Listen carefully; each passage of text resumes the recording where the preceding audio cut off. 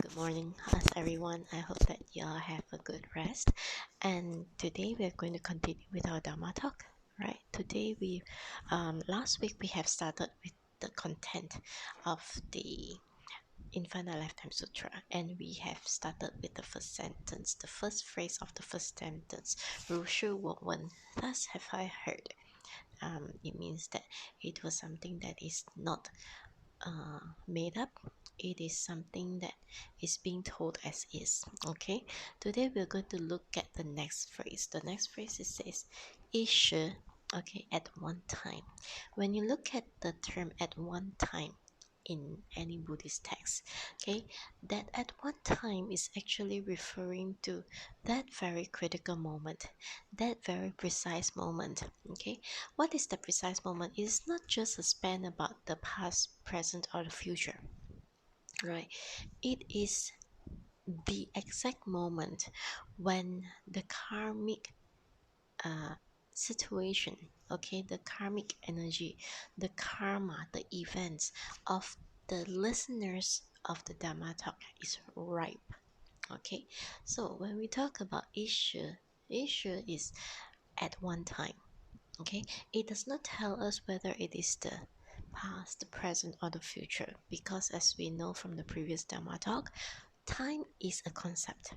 Okay, when you have transcended into enlightenment, time is not going to be something that you see on the face of a clock.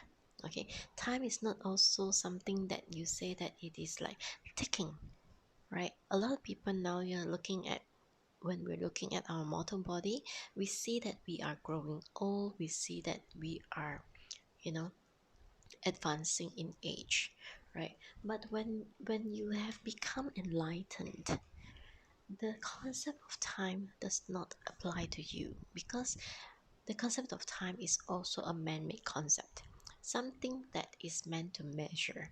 So when it is meant to measure, it has a start, it has an end. So if it has a start and it has an end, that means it is not true. It is a false. It is a concept, right? It is not a universal truth. Okay, so the only universal truth there is the law of karma. Okay, you have to remember this, the law of cause and effect, the law of causation. It is the ultimate truth. Okay, the only thing that is constant, the only thing that is true. Okay, how is it that the law of karma is always true? It is because it is timeless. You can't tell when it started, you can't tell when it ends, because the moment it ends, it starts again. When an event, okay, the moment it starts, it has to be due to a reason, okay, that has become a cause, and immediately that cause is also an effect, and immediately from that effect it is also a cause for the next events. Okay, can you get what I mean? I'll give you an example. Okay, I will start a very simple example. If let's say you are hungry, okay, the hunger, can you span back the reason, the cause that caused the hunger? Okay, you did not eat. Okay, back to this point about hunger. This hunger become a cause. When you did not eat, hunger is the effect, and hunger becomes a cause for you to look for some food. That will become the effect. And when you look for the effect, when after you have eaten, it also becomes a cause. The cause is you have your bowel movement. Okay, you have your energy and all those things. Okay, we'll just cut that short. You have spent your energy and everything, and then when you spend your energy, you have your bowel movement, and then your tummy becomes empty again, right? That effect, and then it also becomes a cause, it becomes a hunger again. So it is on a continuous loop, never ending. Okay, it is always going on and on and on. You can't just, okay, that's it, I don't want you to go. All right, but there are ways for us when it comes to our, well, when you understand this concept, right, it will come to a point where you will realize that, okay, I don't want this effect. So what can I do to change the cause? All right, so that the effect will not be the same thing. You see how people are actually going on loops, okay, going on loop about if you were to look at life in general. Okay, what do? We go from first job to the next job, and then the next job to the next job. The next job then becomes this job. This job gets bored or whatever reason, then it is another job, right? Every single moment, even if you say that I have only one job for my entire life, right? After you have that one job for the entire life, you are still living. Okay, you may have, I'm not sure how many people will actually be, just getting that amount of money and totally not needing to regenerate money, okay, for that living. All right, somehow society taught us, after you have that kind of savings, then you put it into investment so that it offsets the inflation level, blah blah blah blah blah, and continue with your lifestyle and all those things, right? All those things are actually loop in circles. Okay, the circle continues and continues and continues. But if let's say you let to change it, okay, a lot of financial gurus nowadays talking about, if you want to change it, you have to be like this. Okay, a lot of people, they talk about, if you want to get out of your poverty, you will need education. All right, but to be able to gain that education, do you realize that actually not everybody has the privilege for education? It is not because of that that area's poverty, that particular country or that district or whatever. Somehow some people may actually be born in really wealthy cities. Okay, wealthy as in there is education, right? There is a government allowance for education to happen. Okay, you can even have mandatory laws by the government to make it compulsory for children reaching a certain age to get education. All right, you may have all the provisions, you may have scholarships and everything, but some people, they just, even though the facilities of education is there, they may not have the privilege for the education. Okay, it could be due to various reasons. Okay, but some people, they will, the when you look mortally, it will be because, oh, their home situation is not good, they need to elevate this, they need to do that and everything. But if you were to look beyond, you will see it is actually karmic. Okay, the karmic situation is such that the environment does not allow this person to get the education. Okay, for example, this person may actually be enrolled in school. Make it very simple. Already in school, but unable to absorb the education, the things that are being taught. Not because this person is lazy or whatever. Okay, this person may actually be really concentrating hard at school, but he just cannot absorb the learning. Okay, some people will call this, you know, um, low IQ, or even stupid. Okay, all kinds of things, or even probably look for some medical reasons, like probably having some um, certain medical conditions, right? But it still does not solve that. Why is it that a perfectly healthy person can be can face the situation where he's unable to absorb the learning, the teachings, right?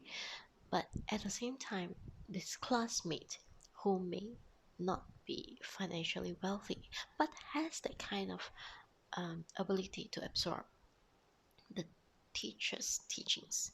Okay, what is the reason, right? That is actually karmic. Even your learning is karmic. Okay, even the situation that you are in, if you look at some people, whatever this person touches, the karma is good. This person touch, that business will flourish. Okay, if let's say this person is not doing his own business, but this person goes to a company, that company becomes really good. All right, there is very little effort needed, the company will just flourish. But when you at the same time vice versa, okay, if let's say somebody's karma is not good, wherever this person goes to, the company will suffer. Okay, the people that he or she associates with, right, the family of these people will suffer. Okay, the spouse, the partner, the boyfriend or the girlfriend will suffer. Okay, you just look at some people, um they call it, a lot of times they will be saying things like it's a jinx, right? They're talking about some people who probably so rich and then marries a woman, for example. Every time it's the stereotype, right? Marries the woman, and then after that, um, somehow this person, after marrying the woman, the business fails, the company goes bankrupt, and things like this, or vice versa. Okay, probably the girl's family is so rich, and then she has the father's business and everything, right? After she got married to this guy, and then this guy is just like, you know, she gave him the opportunity to work at the father's business or things like this, and then somehow the business just fails. Some people, right, due to the stereotypes, some people will actually think that the marrying of the woman, if let's say it's the woman being married in, they'll say that this person is jinx, right? But when it comes to the man, you'll just say that this man is just a wrong match, is incompetent, okay, not suited for this lady. But somehow, if this person is not suited for this lady, if this person is not fated for this spouse, they will not be able to get together. Okay? But the moment that they get together, it is because of the karmic consequences from the past that brings them together. Okay? It is the cause from an effect from the past. Okay? That will bring forward and thus becomes the cause of this life's problem. Okay, for example, in the past life, this person may have actually, okay, person A marries person B. After marrying person B, person A's business fails. Okay, so it says that society will say that person B is incompetent or jinx or whatever. But however, when we look at the past life of it, okay, the life before this present life where they are A and B, B is probably the successful one. Okay, but A is probably the one who has cheated the B about some money or about causing things that will bring losses to B in the past life. So there is a karmic debt, right? A karmic debt has to be paid. So what happens is that when A and B reincarnated, maybe the immediate life, next life, or it could be a few lives after. Okay, doesn't matter.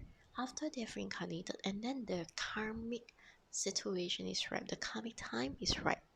Okay, these two will come together again because there is a debt to be paid. When there is a debt to be paid, then somehow A, no matter how attractive or non-attractive B is, A will be attracted to B. Okay, because there is a debt to be paid. Or maybe A is not attracted to B, but due to some reasons, somehow they need to get together. Okay, arranged marriages or convenient marriages, whatever you call it.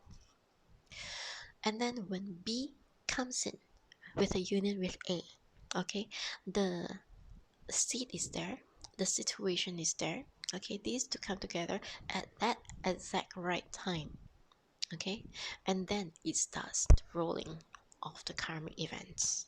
Okay, the events that will bring to the downfall of A's business, the effect that will bring A towards, anything that is to pay back the debt to B. Okay, so you have to understand it is all karmic based. So karma is the only thing that is seriously true, right? So the only way to break from this is actually not to retaliate. Okay, if for example A and B, right, in the past life they do not know, so that's why when they come to this present life, they hold the grudges in the past. B held the grudge of the past because A caused B losses. If B held on to the grudge, all right, instead of saying like, oh, okay, A, you have done me wrong, so I think my past life probably I owe you.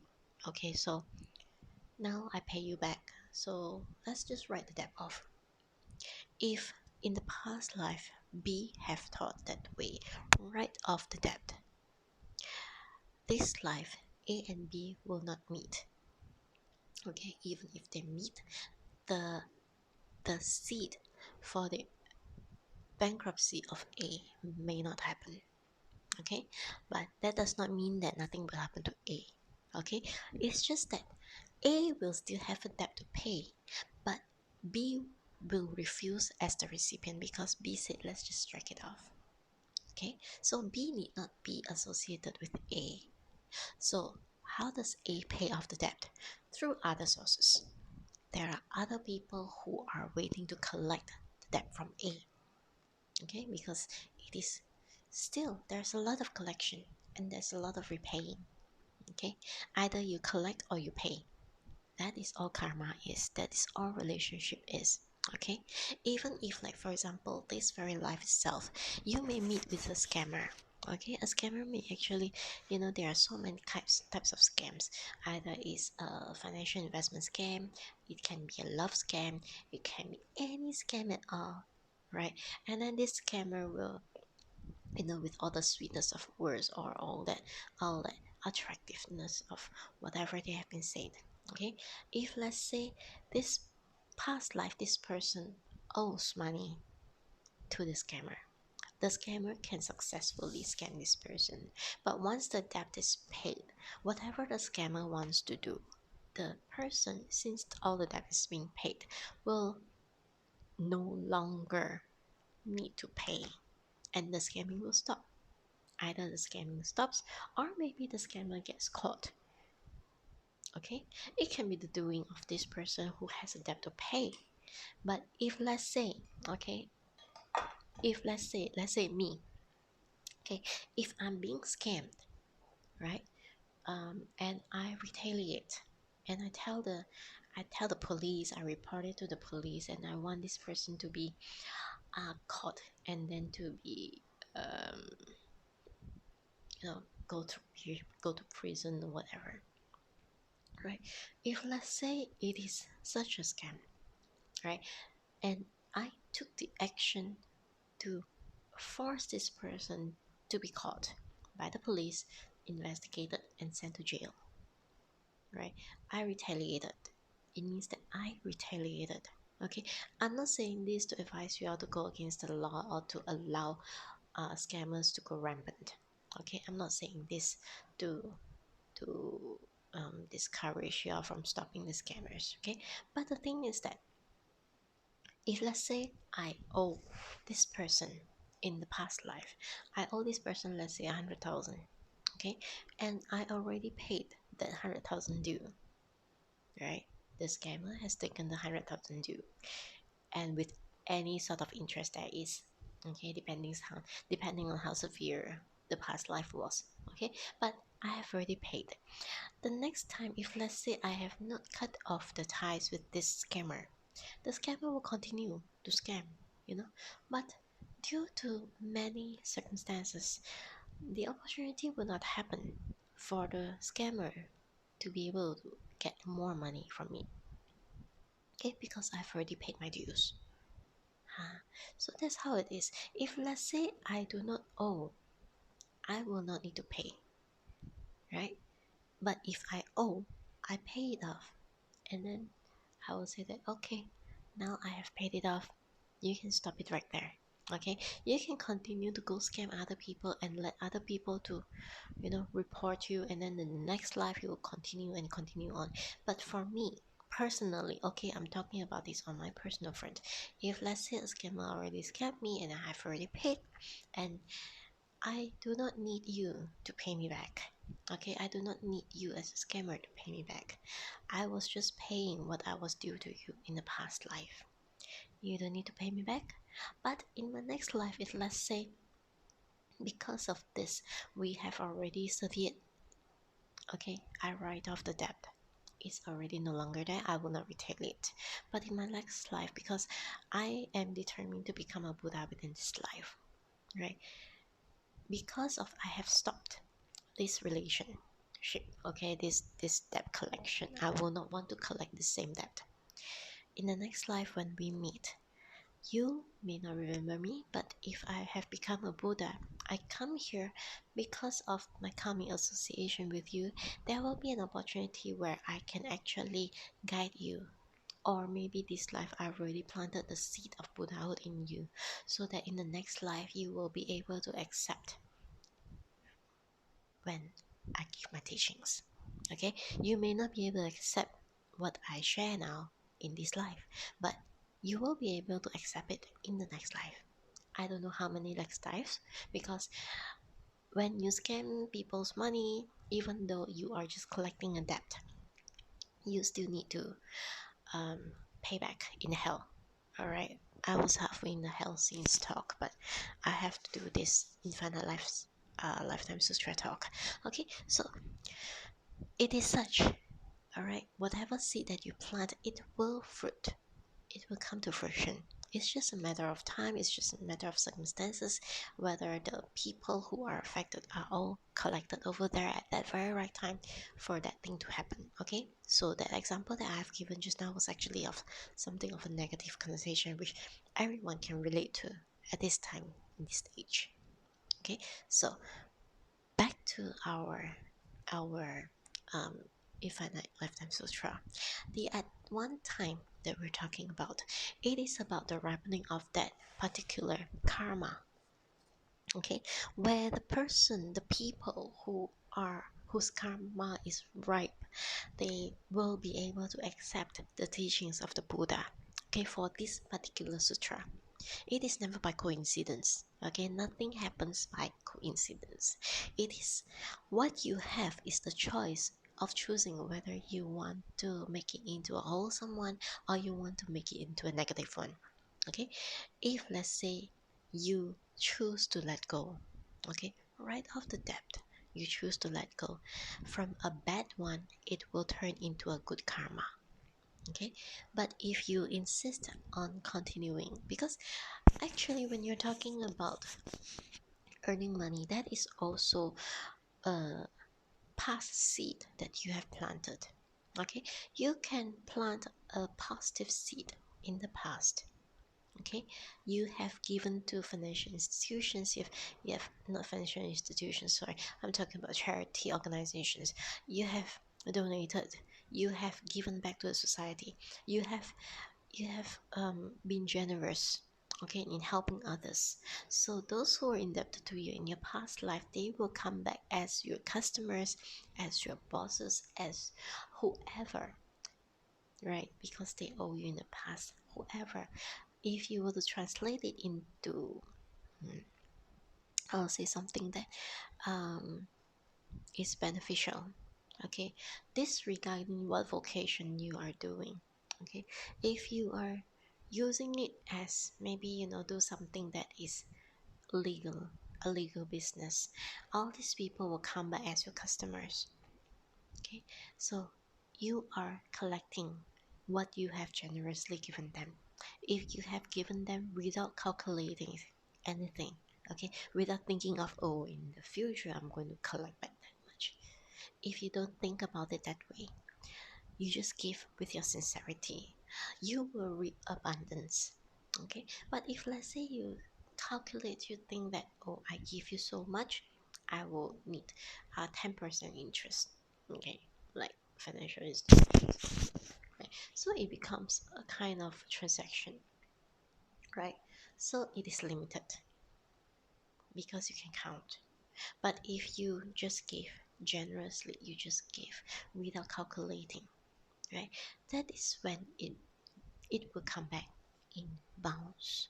It will come back in so many times, um, and multiplied, and you just cannot count with your mortal computers.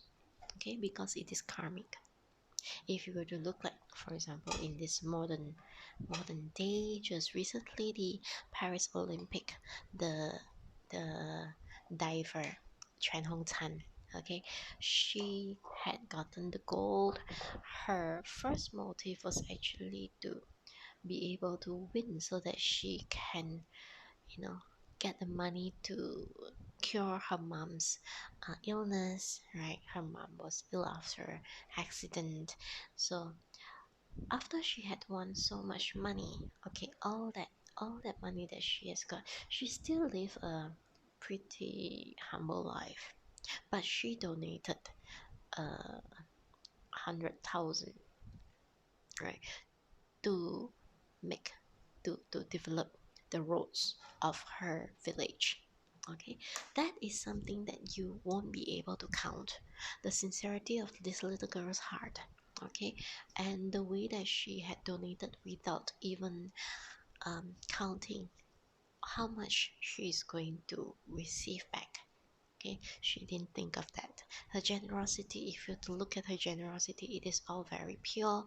It is without any intention. Okay, she just gives, right? So the karma of this little girl is a very positive one. All right, she will lead not only in this life will she lead a good life.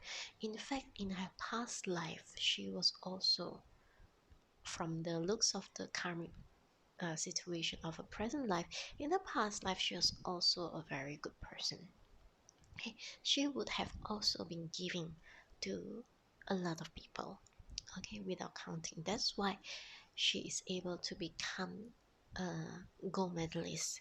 She has become a champion, okay, at such a young age. She has done something that planted the seed in her past life. Okay, the earlier part of her present life may be difficult, but it serves as an example to the world right now. Okay, when people hear her story, she didn't come from an excellent background. Okay, she came from a poor family, she came from a humble background, but she has worked hard. Okay, she set the example of working hard. She set the example of being humble. She also set the example of giving back to the society after she has gotten her um, success. Okay, so this kind of all these seeds that you plant in your present life right now, it will come back to you in good or in bad, depending on the kind of seed that you have planted. It will come back to you in the future. Okay, so that's understanding when it comes to that. At one time, it is not a particular year, it's not a particular um, day time, with that venue. Okay, it is that moment where the karma is ripe. Okay, in the previous dharma talk, I've also spoken that um, when we have enlightened, okay, we transcend all the time restrictions. So these time restrictions will be gone, and when we go to Amitabha's pure land, we're able to split into unlimited bodies. Okay, we can transcend all space, we can transcend all time, and we can be right there at that very moment when our Lord Gautama Buddha is expounding this sutra, okay, to the audience. We can be right there in our future, back to the past. Okay, that's why the concept of time does not exist. Okay, it is just a concept. Time does not exist. Time is just something that is man-made. Okay, created to allow us to measure, because humans like to measure. Look at all the maths and the physics and stuff like that, right? So you try to put a meaning to everything in the search of the true meaning of life.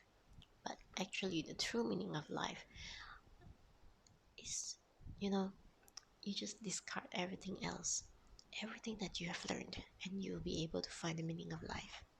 Okay, no words can describe the meaning of life, nothing at all. Okay, so thus at one time, okay, four is referring to the Buddha. Okay, four is the Buddha. So the Buddha, we're talking about somebody who is enlightened. Okay, somebody who has transcended, what's gone beyond. Okay, four. But over here, we're referring to our Lord Gautama Buddha, because he's the one who was sharing this Dharma talk. Okay, right there, right then. Okay, at that one time, at that location. 佛在王舍城，七度雪山中. Okay, that one is a location. Okay, it is like even when you're doing remote meetings right now with all these work from home policies, right? When you have a meeting, it has to be online. You say it, so it can be a Zoom, it can be a Teams meeting, it can be Google Meet, whatever. But each time there will be a URL, okay, a link for you to click on. That is the address. So same as over here, we have this 王舍城七度雪山中. So this is also a venue. Okay, it can be this venue, it can be any other venue. It does not really matter. What matters is that you just have to know that when you actually transcend it, okay, when you become enlightened, you go into Amitabha Buddha's world. Okay, Pure Land. You go to Pure Land, you're able to split yourself into so many of yous. Okay, and then at the same time, you can listen to so many Buddha giving their talks at that one time, at that particular place. You'll feel like you're in simultaneous so many Zoom calls, so many Teams calls, so many Google Meets, all at the same time on different screens. Okay, it'll seem like this. I'm not sure whether the technology allows it, but it is how it will be. You can split yourself to any place, anytime, simultaneously. Okay, listening to all the Buddha talks, not just our Sakyamuni Buddha. Okay, not just our Gautama Buddha. You can be at the same time listening to Amitabha Buddha. You can be listening at the same time to Kashyapa Buddha, to Varichana, to you know, um, every single Buddha. Okay, there are so many Buddhas of the past, unlimited, and so many future Buddhas. Okay, those who are upcoming. And when you're in the upcoming, okay, in the human timeline, it is an upcoming. So you may actually be one of those that they mention in the next sutras that humans document.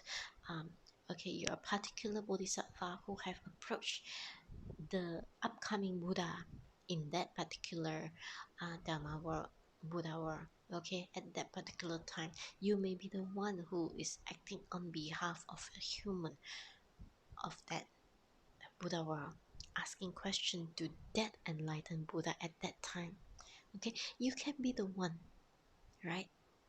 There is no restrictions. There is no questioning, okay, of this truth, right? Because time and space is a human concept. Okay, it does not exist. It exists for our understanding. It exists because humans, after they have been born, they were trying all these billions, gazillions of years. People have been trying to give a meaning to everything that we have been doing. Okay, you try to make it sophisticated with things like objective. What is your objective in life? Okay, some people, if you were to ask, like Elon Musk, what is his objective in life? He wants to go to Mars, right? I don't want to go to Mars. I want to go to Amitabha's Pure Land. That is my objective. So every single thing that I do is actually directed and focused to just going to Amitabha's Pure Land. Okay, I'm not doing a very good job, because if I'm doing a very good job right now at this moment, I don't need to make a video to tell you about all these things. I will be sitting down there. You look at my wooden fish over here. Okay, you look at my wooden fish over here. You look at my Amitabha Buddha over here. Okay, I will be just taking my wooden fish. I will just keep knocking Amitabha, Amitabha, Amitabha non-stop. Okay, just to be able to go and meet him in person in his Pure Land. Alright, I don't need to be wasting all my time doing all these Dharma talks to tell you guys just how wonderful that place is. Just how do you lead yourself to there? Okay, because as I've said earlier, you plant the karmic seed, you will reap the karma fruit. Right? So what is the karmic seed to go to Amitabha's Pure Land? There is only one. The simplest one. You let go of everything and you just chant Amitabha. Okay, concentrate, fully focus, disregarding whatever that's happening to you. Okay, people defaming you, people telling, praising you, okay, people defaming you, people slandering you, people saying all sorts of bad things about you, or people praising you until they, you feel like you're on the moon, people saying how good you are, people giving you accolades, people giving you all kinds of rewards and things like this, right? Telling you, oh, what a genius you are. Okay, it does not really matter. Okay, all that matters, the seed. All these things will not plant the seed to the pure land. The only seed that will help you plant to pure land is the chant of Amitabha.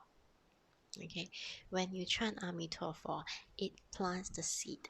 The more you chant, the clearer, the purer your thoughts, the lesser onion layers. If you don't know about the onion layers, let me explain to you now. Okay, our life is like the onions. Okay, it starts with the seed that grows into the bulb, and then from the bulb, it starts to grow the layers after layers after layers after layers.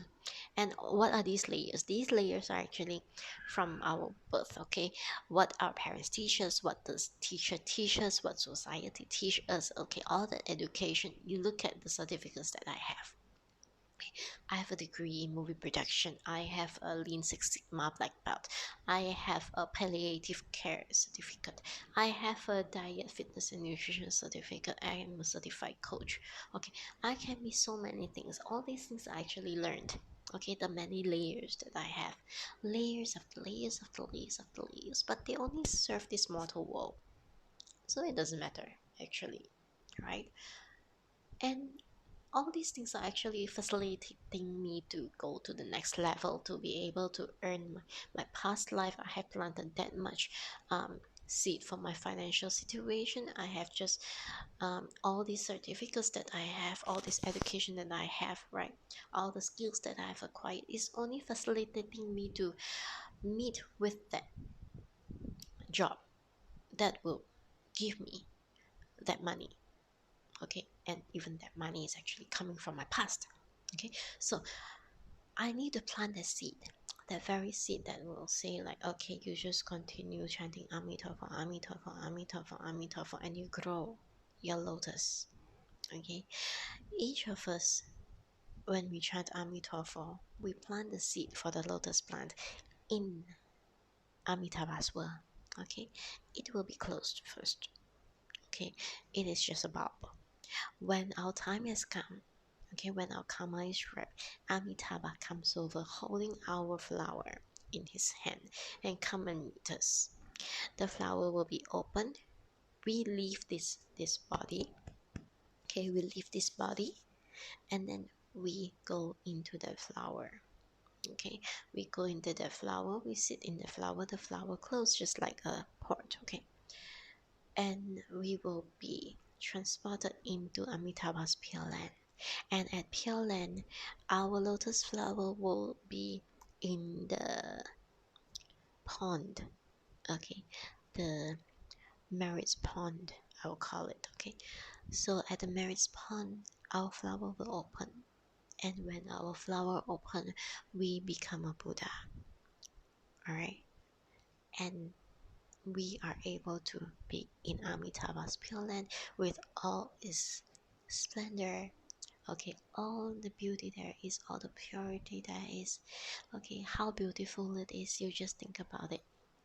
Okay, the lands are made from gold, the trees are actually gemstones, leaves are emerald, jade, and then the buildings are of gemstones, of diamonds, of rubies, of amethyst, of anything. Okay, it is all so splendid. It is not man built.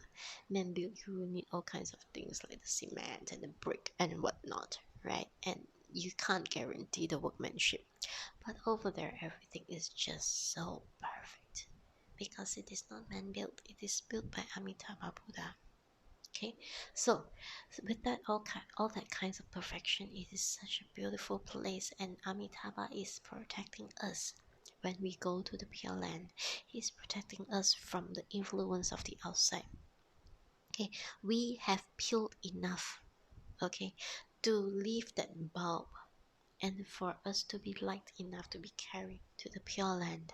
And from the Pure Land, he will continue to peel the very last bulb, the very last one, the very last layer, so that we will actually just left with a seed. Okay, that seed itself is not the black seed that we see in the onions. It is an energy seed. It is an energy. All right, it glows just right there, and that is when you have become a Buddha. Okay, understand this, right? So Buddha is enlightened. Buddha is the one that is knowing it all, transcending it all. Okay, if you were to look at all the sutras and the Dharma talks, there is, you just go to a Buddhist libraries, all the books are there, and there are some books that have already been destroyed over time, some stories that have been destroyed over time due to famine, due to natural disasters, due to human-made wars and everything. Some of the sutras may have been destroyed, but there are those that are still critical.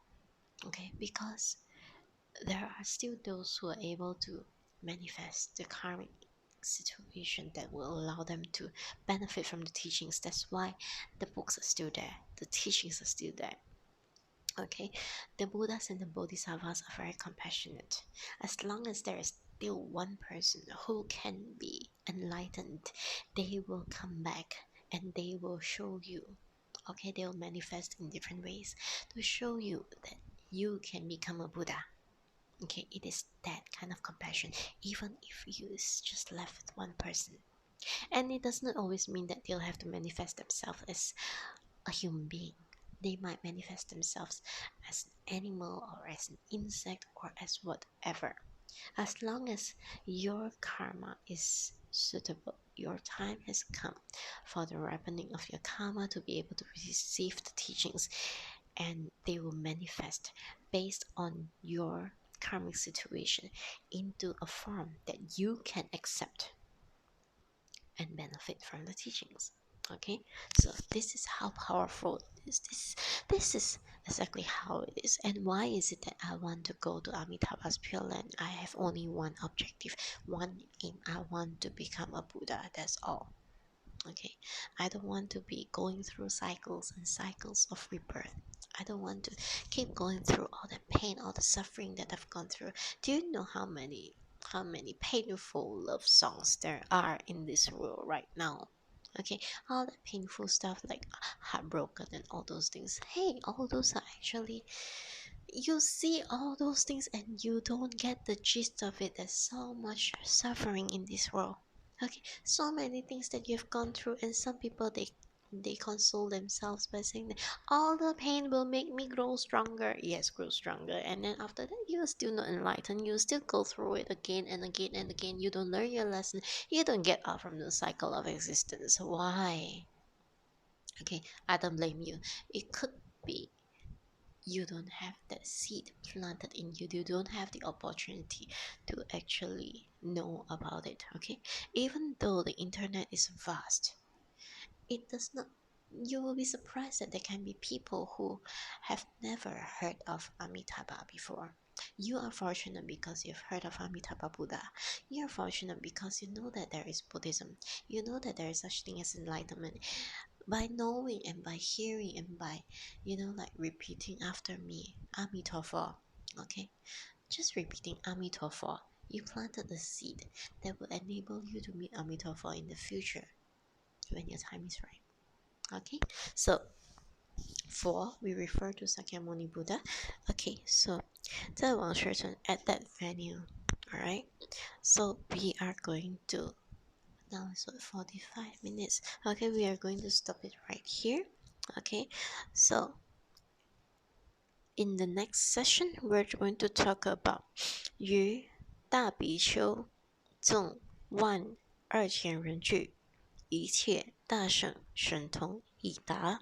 Okay, it literally translates to, with all the big, I won't say big, I'll just say senior bhikkhus, the monks, okay? 大比丘众, okay, they are the ones who have achieved arahanthood. Okay, big does not mean by human physical body size, and it does not mean by social status, because we're talking about monks over here. Okay, the monks that have achieved their enlightenment, they can reach that first stage of sainthood, they can reach that fourth stage of sainthood. So when we're talking about those who are big, it means that they are at least the fourth stage of sainthood. Okay, or they can be. Later, you also see those that are the saints. Okay, they're also bodhisattvas. They're also bhikkhunis, the nuns, and a lot of lay disciples who have achieved some kind of enlightenment. Okay, making them bodhisattvas who have taken their vows. Okay, and um, the significance of the audience. Okay, in this sutra, it is 1,200句, that means 120,000 in presence. Okay, all the arhats, there are 120,000 of them. It's just a figure of speaking, but if you were to look at it, okay, the audience, the number of audience is significant to understand whether it is a big sutra or a small sutra that we're talking about, an important sutra or something that is not quite so important. Because some, if you look at some sutras, it can be 1,200. Okay, but this one is like 120,000. 1,200. Oh, sorry, 1,200. It is 12,000. Okay, not 120,000. Sorry, it's 12,000. Okay, when you're talking about 12,000, is considered a big retinue. Okay, a lot of people. Okay, and besides this 12,000, there are also a lot of other people. Okay, so we will look at the significance of this in the next Dhamma talk. Okay, for the time being, I hope that you all will just be good. Okay, when you have time, when you have silence, you just sit and just chant Amitabha. Okay, chant as many as you can, or you can follow like the 10 times chant that we do. Okay, you just concentrate Amitabha, Amitabha, Amitabha. Chant 10 times. Okay, with no other thoughts. 10 times the duration is short. There will be lesser of those um, crazy thoughts that will jump into your mind. Okay, 10 times each time, 10 times each time. Aware of it that you're doing it 10 times, you will see some changes in yourself. Okay, you will see that you have more peace, you're more calm, you have more clarity. Okay, so until we meet again, I'm going to stop here, otherwise you will fall asleep. It's already 47, 48 minutes. All right, I will see you in the next Dhamma talk. Bye bye for now. Be good. Amitabha.